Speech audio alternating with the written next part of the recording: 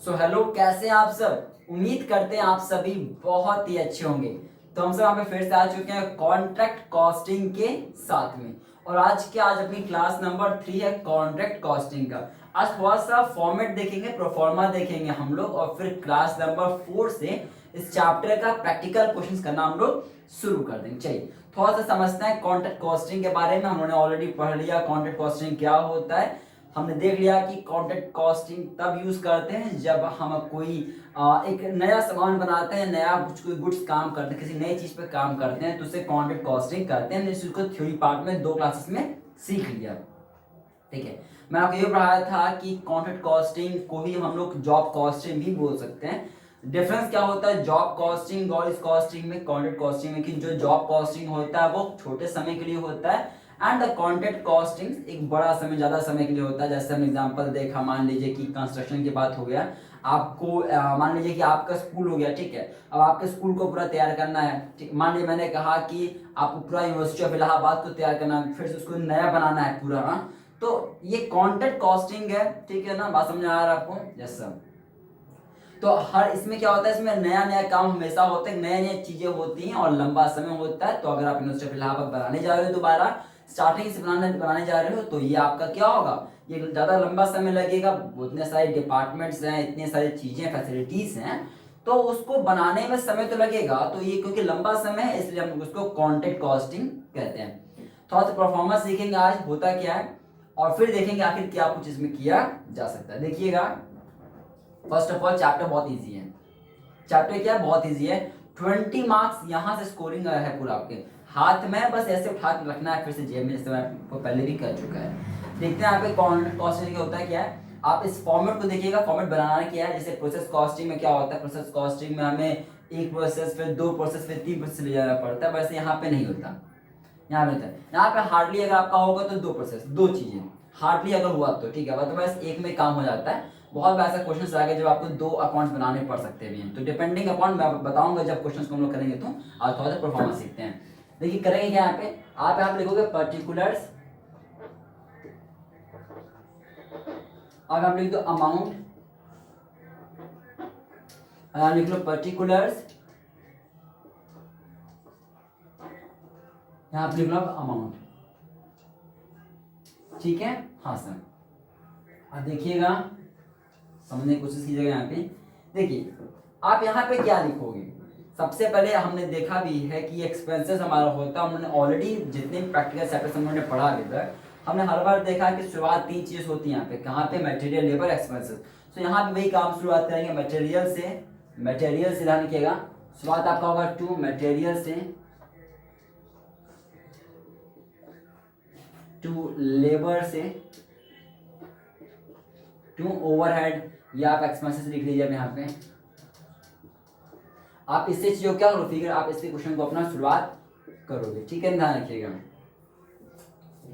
आगे बढ़ते हैं यहाँ पे, ठीक है।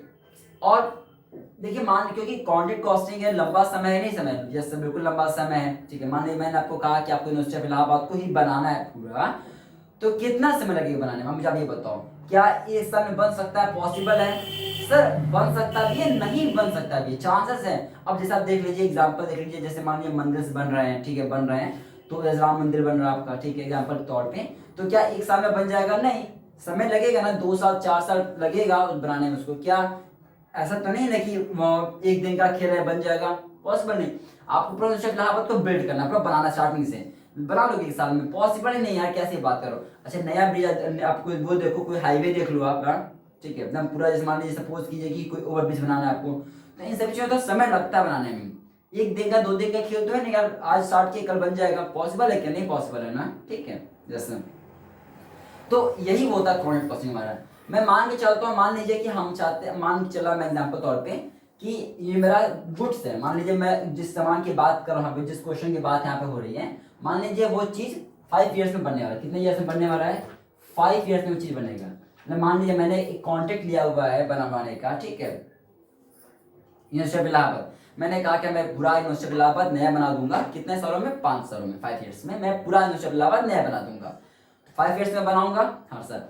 तो अब जैसे क्योंकि लेकिन ये तो क्वांटिटी कॉस्टिंग मेरा एक ही साल पे बनता है, अकाउंट्स तो हम एक ही साल का बनाते हैं ना। अकाउंट कैसा है क्वांटिटी कॉस्टिंग, ये फाइनेंशियल अकाउंटिंग तरह ही है। जैसे फाइनेंशियल अकाउंटिंग एक साल के लिए बनता है, वैसे ये भी एक साल के लिए ही बनेगा। तो जब एक साल के बाद अब एक साल अगर बीतेगा आपका, तो काम पूरा हुआ क्या, काम पूरा हो गया क्या, नहीं से काम पूरा नहीं हुआ। तो क्योंकि काम अभी चल रहा होता है, हम यहाँ पे लिखते हैं बाय वर्क इन प्रोग्रेस। क्या लिखते हैं, यहाँ लिखेंगे हम बाय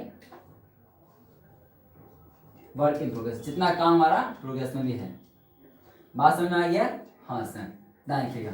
अच्छा, हम वर्क इन प्रोग्रेस में क्या करते हैं ना, ध्यान रखिएगा। हो सकता है कि स्टार्टिंग के क्वेश्चन में आपको पूरा फिगर उठा के एक बार दे दें, ठीक है, हो सकता है, लेकिन आपको 99% टाइम्स आपको कभी भी वर्किंग प्रोग्रेस सीधे एक साथ नहीं देने वाला, ठीक है। हमें इसमें दो डेटा लिखना पड़ता है, ठीक है।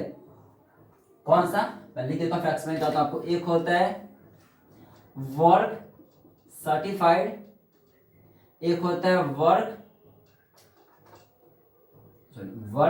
अनसर्टिफाइड। मैं एक्सप्लेन करता हूँ होता है कि एक होता है वर्क सर्टिफाइड, एक होता है वर्क अनसर्टिफाइड। इसको ऐड करते हो आप यहाँ फिगर को, और फिर आप टोटल करके यहाँ लिखते हो फिगर को यहाँ पे, ठीक है। मैं एक्सप्लेन करता हूँ, देखिए होता है क्या, समझेगा। अब जैसे मान लीजिए, जिसे हम कहते हैं हिंदी में ठेकेदारी देना, हाँ, उसकी हिंदी में तो अपने होती है मेनली। मैंने कहा मुझे यूनिवर्सिटी इलाहाबाद बनाने का मुझे मौका मिला था, मैं कॉन्ट्रैक्टर हूँ और मुझे ये मौका मिला है कि यूनिवर्सिटी इलाहाबाद मुझे बनाना है। मुझे आप ये बताओ कि मुझे पैसा कब मिलेगा? स्टार्टिंग में मिल जाएगा क्या? कोई ऐसा होगा कि मतलब 5 सालों के लिए मुझे बनाना था, तो स्टार्टिंग में मतलब पहले दिन काम हुआ ही नहीं अभी, मतलब मेरा अकाउंट में पैसा क्रेडिट हो गया, होगा क्या सर? पॉसिबल ही नहीं है। आपको पैसा पूरा तो परिवार में मिलेगा ही नहीं। मिलेगा क्या सर, क्या बात करें, मिलेगा ही नहीं। तो हमारा क्या होगा ना, हम उनसे कॉन्टेक्ट करवाएंगे यार, क्या मुझे पेमेंट, अब ऐसा थोड़ी भैया कि 5 साल मैं अभी बैठ जाओ, नहीं, मतलब मुझे पैसा का स्टार्टिंग नहीं मिल सकता, तो क्या पैसा मुझे लास्ट में मिलेगा? बिल्कुल नहीं, मैं काम ही नहीं करूंगा यार, मुझे तो अपने लेबर्स को पैसा देना पड़ेगा। मैं बस समझ रहे हैं ना, ऐसा तो नहीं ना कि भैया मैं अपने 5 years तक अपने जेब से पैसा लेबर्स को लगा के देता रहूँ, क्योंकि लेबर्स तो वो उनको तो पेमेंट करना पड़ेगा। मैं ठेकेदार हूँ, मैं कॉन्ट्रैक्टर हूँ, ठीक है, मुझे पैसा जब भी दोगे, लेकिन मुझे तो अपने लोगों को पैसा देना पड़ेगा ना टाइमली बेसिस पे। हाँ सर, तो मेरा उनसे कॉन्ट्रैक्ट होता है कि ठीक है, आप पैसा मुझे स्टार्टिंग में मत दो ना, लेकिन कुछ काम के बाद, जैसे मान लीजिए मैं कहूंगा कि जब आपके पूरे यूनिवर्सिटी इलाहाबाद का मैं आपका एक डिपार्टमेंट, मान लीजिए यहाँ पे 50 डिपार्टमेंट बनाने हैं मुझे, मान लीजिए मैंने उनसे कॉन्टेक्ट हो गया कि जब आपको एक डिपार्टमेंट बना दूंगा तो मुझे आप मेरे काम का 20% पैसा दे देना, ठीक है। मान लीजिए 5 सालों के लिए मेरी बात हुई है उनसे कि 5 years में मुझे पूरा इलाहाबाद बनाना था, ठीक है। लेट से उन्होंने पूछा कि बताओ मुझे क्या 5 सालों में कितना खर्च आएगा, अनुमानित कितना खर्च आएगा, ठीक है, कितना एक्सपेक्टेशन है, क्योंकि अभी तो एक्चुअल पता नहीं चल पाएगा ना कितना क्या हुआ। हाँ, तो मैंने कहा कि अब 5 years की बात है, ये सामान बनाना, ये चीज लगाना, ये चीजें करना, ये चीज खर्च करना, और ठीक है। मैंने कहा कि 5 सालों में लगभग मान लीजिए आपका 1 करोड़ का खर्च आएगा। कितना? 1 करोड़ का खर्च आएगा, ठीक है। तो फिर क्या हुआ, कॉन्ट्रैक्ट हमारा उनसे हुआ क्या, जैसे मैं आपको एक डिपार्टमेंट बना दूंगा, मैं 20% पैसा एक डिपार्टमेंट ना, मान लीजिए मैंने कहा आपको, हाँ चलिए लीजिए, मान लीजिए मैंने कहा कि हाँ मुझे एक डिपार्टमेंट बनाना है और उसको मैं रात में उसको लिख देता हूँ 10 करोड़ पैसा, ठीक है। 10 करोड़ की बात हो रही है यहाँ पे, हमारी उनसे बात होगी कि जैसे मैं आपका एक डिपार्टमेंट बना दूंगा, आप मुझे 10% पैसा दे देना। क्या बात होगी मेरे यहाँ पे, मेरे मुझसे कॉन्टेक्ट हो गया। एग्जांपल मैं समझा रहा हूँ, आपको एग्जांपल समझा रहा हूँ कि यार ये डिपार्टमेंट बन जाएगा, मैं उनसे जब देखिए काम शुरू तो तब होगा ना जब कॉन्ट्रैक्ट पेपर बनेगा, जब साइन होगा आपका कि हाँ भैया आप मैं काम करवा रहा हूँ, आप काम कर रहे हो, वरना कोई कैसे पता चलेगा बाद में कि कौन काम कर रहा था, काम सही हुआ नहीं हुआ। तो उसका पूरा एक पेपर होगा ना, कॉन्ट्रैक्ट बनता है पूरा हमारा, ठीक है, कॉन्ट्रैक्ट बनता है, ध्यान रखिएगा। तो मान लीजिए मेरे से बात हो गई कि अगर आप इस डिपार्टमेंट को बना दोगे तो 10% पैसा आपको मैं पे कर दूंगा, ठीक है। तो 10% पूरा पेमेंट होने वाला था, यानी मान लीजिए 10 करोड़ का 10% कितना हुआ, मान लीजिए कि 1 करोड़, समझ लीजिए, मैं आपको सब समझा रहा हूँ एग्जाम्पल देने के लिए। 1 करोड़ यानी जैसे एक डिपार्टमेंट बन जाएगा मुझे 1 करोड़ पैसा मिल जाएगा, बस समझ में आए। तो पैसा यहाँ पे क्या होता है, पैसा यहाँ पे बीच में मिलता रहता है। अच्छा सर, क्या पूरा पैसा मिल जाता है, क्या 1 करोड़ मिल जाता है, क्या नहीं? बिल्कुल नहीं मिलता। ध्यान समझिएगा, आप अपने फादर से पूछिएगा, जब भी आपका हाउस से घर बन रहा था, ठीक है, तो वो क्या पैसा पूरा देते थे, एक बार में नहीं देते थे, तो पैसे को 20-20 करके दिया जाता है, समझ ठीक है ना। नंबर 2 पॉइंट क्या है, जितना पैसा आपका हुआ क्या उतना पैसा दे देते हो? नहीं, बिल्कुल नहीं दिया जाता। यानी क्या कि अगर ये मेरी उनका कॉन्ट्रैक्ट हुआ है कि 10% पैसा आपको पे करूंगा डिपार्टमेंट बनने के बाद, यानी कि लगभग 1 करोड़ रुपए मुझे उनको मुझे पेमेंट करना था 1 करोड़ रुपए का, तब भी मुझे पूरा 1 करोड़ पेमेंट नहीं करेंगे वो, उसमें से भी मुझे वो सिर्फ 80 लाख ही पेमेंट करेंगे, 20 लाख रोक लेंगे, इसमें से रोक लेंगे वो। कहेंगे क्या कि अभी 80 लाख लीजिए और 20 लाख आप बाद में लीजिएगा, यानी कब, लास्ट में लीजिएगा। बात समझ में आया? वरना क्या होगा, मुझे कोई फर्क ही नहीं पड़ेगा। अगर मान लीजिए मुझे 1 करोड़ पेमेंट हो जाएगा, मैं चाहूंगा हटाओ यार इसका काम कौन करे, मैं चलता हूँ क्या काम करता हूँ। बात समझ में आ गया ना? हाँ सर। लेकिन 20 लाख पैसे मुझे पेमेंट नहीं मिलेगा तो लगेगा 20 लाख में नुकसान हो जाएगा, मैं काम करूंगा, इसलिए थोड़ा सा पैसा को और रोक लिया जाता है। बात समझ आया? ये मैं आपको क्यों एक्सप्लेन कर रहा हूँ, क्योंकि इन सभी चीजों का भी क्वेश्चन करते समय इन सभी चीजों को हम देखेंगे वहां क्वेश्चन में। मेरे बात समझ पा रहे हैं आप? मैं फिर से रिपीट करता हूँ पूरी कहानी को। अभी तक में कहानी कुछ इस प्रकार से है कि जब भी कॉन्ट्रैक्ट क्वेश्चन की बात होती है तो पूरा काम एक बार में नहीं होता, मतलब पूरा पैसा एक बार में पेमेंट नहीं होता, पैसा कुछ समय के बाद कुछ समय पे पैसा दिया जाता है, ठीक है। अब उस समय से भी कुछ परसेंट पैसा रोक लिया जाता है, ठीक है ना जी सर। अब इस सब चीजों को देखेंगे, क्वेश्चन को करेंगे तो ठीक है, ध्यान रखिएगा। आगे देखिए यहाँ पे तो फटाफट आगे देखिएगा। अब देखिए सर, यहाँ पे आपने ये लिखा हुआ है कि वर्क सर्टिफाइड, ये क्या होता है देखिएगा। जब साल एंड हो जाएगा, मैंने एक डिपार्टमेंट बना दिया, ठीक है, मैंने उनको कहा कि यार मैंने एक डिपार्टमेंट बना दिया, मुझे पैसे दे दो, मुझे पैसे दे देंगे वो? क्या दे देंगे पैसे? सर बिल्कुल नहीं देंगे। वो पहले आएंगे, पूरा चेक करेंगे, हाँ काम हुआ कि नहीं काम हुआ। अच्छा हमने ऐसा कहा तो वैसे तुमने बनाया नहीं बनवाया, पूरा चेक होगा ना? हाँ सर। तो जो चीज 1 साल के बाद यानी काम के बीच में आपका चेक हो गया, पूरा सर्टिफाइड हो गया, मतलब पूरा लग गया, असाइनमेंट हो गया, हाँ काम पूरा हो गया, इसे कहते हैं वर्क सर्टिफाइड। क्या बोलते हैं? वर्क सर्टिफाइड हो गया, ठीक है। बहुत ऐसा होता है कि आपने फोन कर दिया, मान लीजिए फोन कर दिया आपने कि भैया मेरा काम हो गया, हम आप आकर चेक कर लो, ठीक है, और हम अगला काम करना शुरू कर रहे हैं, यानी क्या हमने बता दिया उन्हें या लेट से नहीं बताया उन्हें, और हम अपना काम एक प्रोसेस बाद दूसरा प्रोसेस करना शुरू कर दिया, ठीक है। मुझे काम था, मैं अपना सोचा कि चलो भैया मुझे पेमेंट हो ही जाएगा, मैंने काम आगे भी शुरू कर दिया। अभी क्या हुआ, वर्क चेक हुआ? वर्क चेक नहीं हुआ था, इसे कहते हैं वर्क अनसर्टिफाइड। काम तभी चल रहा है ना मेरा, काम तो मेरा चल रहा है, मैं काम चला रहा हूँ, मैं काम कर रहा हूँ, मैं अपना फाइन है, हाँ सर। तो इसे कहते हैं वर्क अनसर्टिफाइड, जो वर्क प्रोग्रेस में है, चल रहा है काम हमारा, लेकिन उसको अभी तक चेक नहीं किया गया, ठीक है, हाँ सर। तो इतना हम कुछ देखेंगे क्वेश्चन करते समय। तो एक बात और ध्यान रखिएगा, मानिए हमारा प्रॉफिट हो गया, तो प्रॉफिट का तो मानिए कुछ हमारा कुछ भी, मानिए कुछ प्लांट्स था, कुछ भी प्लांट था हमारा, ठीक है, हमने उस प्लांट को बेच दिया, ठीक है, कुछ प्लांट था, मैं समझाने की कोशिश कर रहा हूँ, समझिएगा। तो अगर किसी तरीके का प्रॉफिट हमारा होता है, प्रॉफिट हमारा, तो हम प्रॉफिट यहाँ लिखते हैं, ठीक है, प्रॉफिट ध्यान रखिएगा, ठीक है ना। अगर प्रॉफिट इधर लिखते हैं तो लॉस कहाँ लिखते हैं? लॉस हम लोग हमेशा इधर लिखते हैं, क्रेडिट साइड कहाँ लिखते हैं? लॉस हमेशा हम लोग क्रेडिट साइड लिखते हैं, ध्यान रखिएगा, ठीक है। इसके साथ साथ क्या, मान लीजिए कि कोई मटेरियल, जैसे मटेरियल हमने परचेज किया हुआ, क्या हमने मटेरियल परचेज किया है, मान लीजिए हम मटेरियल को रिटर्न करें तो क्या होगा आपका, या तो आप यहाँ से माइनस कर लो या यहाँ लिखते हैं मटेरियल रिटर्न। बात समझ में आ गया ना? हाँ सर। या तो यहाँ से माइनस कर दो या तो यहाँ पे लिख दो मटेरियल रिटर्न। बात समझ में आ गया? हाँ सर। इसके अलावा देखिएगा क्या, इसके अलावा देखिएगा इतना समझी गए, डायरेक्ट वेजेस कहाँ जाएगा? डायरेक्ट वेजेस कहाँ जाएगा? इस साइड डायरेक्ट वेजेस हमारा, ध्यान रखिएगा, फाइन है, हाँ सर। चलिए मान लीजिए कि आपका इतना ही कुछ था, सपोज कीजिए आपको इतना ही कुछ करना था, ठीक है। अब ये चीज क्या हो रहा है, अब ये क्या हो रहा है, मान लीजिएगा अब ये हो रहा है कि वो सामान हम चाहते हैं कि इस चीज को आप अगले साल ले जाना। मान लीजिए मेरा पूरा 1 साल हो गया, मैं अकाउंटिंग कर रहा था, मेरा 1 साल हो गया, तो हम 1 साल बाद क्या करेंगे, हम यहाँ पे टोटल करेंगे, यहाँ पे क्या करते हैं, टोटल कर देंगे। बात समझ में आ गया? हाँ सर। मान लीजिए ठीक है, मान लीजिए आपको टोटल किया आपने, ठीक है, और हाँ ठीक है, ना समझिएगा, अब टोटल हमने कर दिया तो भी तो हमें पता करना पड़ेगा ना कि भैया प्रॉफिट कितना हुआ, प्रॉफिट कितना हुआ या प्रॉफिट कितना हमारा नहीं हुआ, हमारा हमें भी पता करना पड़ेगा, हाँ सर। तो इसके लिए क्या करेंगे, ध्यान रखिएगा, हम इसके लिए यहाँ पे जब इस यहाँ तक क्वेश्चन को सॉल्व कर लेंगे, यहाँ पे ऐड कर लेंगे, हम यहाँ पे चीजों को ऐड कर लेंगे, ठीक है। उसके बाद हम इस पैसे को लिखेंगे यहाँ पे टू बैलेंस कैरी डाउन, जितना पैसा हमारा कम पड़ रहा होगा हम आप लिखेंगे टू बैलेंस कैरी डाउन, ठीक है। हमारा यहाँ लिखते हैं, उसके बाद हम लोग यहाँ लिखेंगे इसी नीचे, इसी टेबल के नीचे बाई बैलेंस ब्रॉट डाउन। क्या लिखेंगे यहाँ पे? बाई बैलेंस हम ब्रॉट डाउन लिखेंगे यहाँ पे। क्लियर हमारा हो गया? हाँ सर। यहाँ पे लिखेंगे टू बैलेंस कैरेट डाउन, यहाँ पे लिखेंगे टू बैलेंस ब्रॉट डाउन। अभी मैं जब क्वेश्चंस को करेंगे तो आपको खुद समझ में आ जाएगा कि मैं यहाँ पे क्या बताना चाहता हूँ। ठीक है, अब देखिएगा हमें कुछ परसेंट पैसा हमें अब पता चल जाएगा ना हमें कि भैया मेरा फायदा और नुकसान हो रहा है हमारा। हाँ सर, तो प्रॉफिट के लिए हम यहाँ पे दो फॉर्मूला लिखने वाले हैं। यहाँ पे मैं फॉर्मूला लिखता हूँ फिर आपको डिस्कस करता हूँ मैं। देखिएगा, profit is equal to balance into 1/3 into cash received upon work certified. ठीक है ना? हाँ सर, हाँ सर, ठीक है। और